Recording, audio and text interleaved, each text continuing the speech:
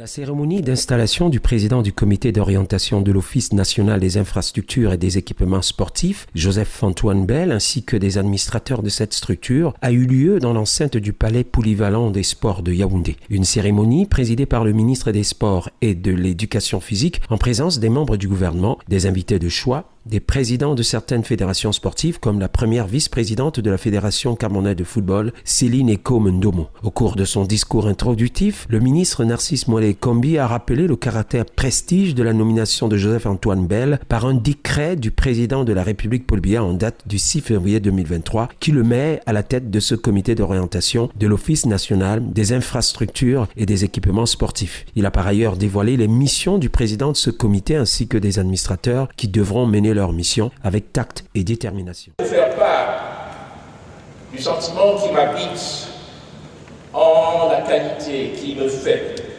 prendre la parole ici maintenant, que je vous parlerai avec enthousiasme de l'immense plaisir que j'éprouve à vous savoir gré d'avoir accepté de rehausser par votre auguste présence la présente cérémonie. J'évoquerai également la joie d'avoir à vous souhaiter une chaleureuse bienvenue dans cette emblématique enceinte du palais polyvalent des sports de Yaoundé.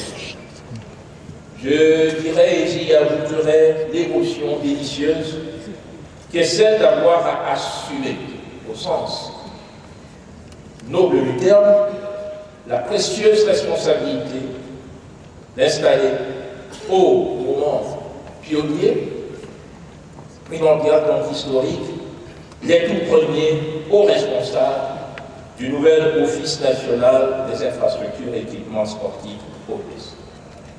Excellences, mesdames et messieurs, comme vous le savez, le président de la République, son Excellence Paul Biya, a signé le 6 février dernier 3 importants décrets dont lecture vient d'être donnée.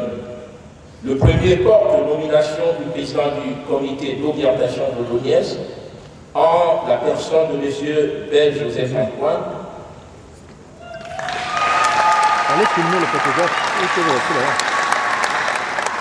Tandis que le deuxième et le troisième nomme M. Ewale François Félix et Mme Etombe de Wangi Pascaline Marie, respectivement au poste d'administrateur et d'administrateur adjoint de cette institution. Veuillez vous asseoir, s'il vous plaît. L'ancien international camerounais Joseph-Antoine Bell s'est dit honoré. Quels sont les principaux chantiers? Le principal chantier, c'est les chantiers. Donc il n'y en a pas. Je ne crois pas du tout qu'il y en ait un qui soit principal. Je pense surtout que c'est vrai que, comme journaliste, vous dites que vous représentez le peuple, mais vous faites semblant d'oublier tout ce que vous avez dit avant.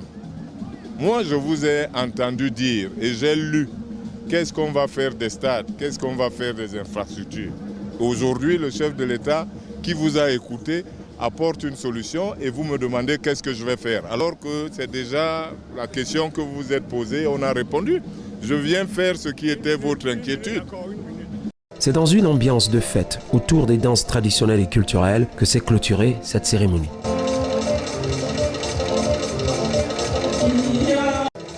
FH News, votre télévision.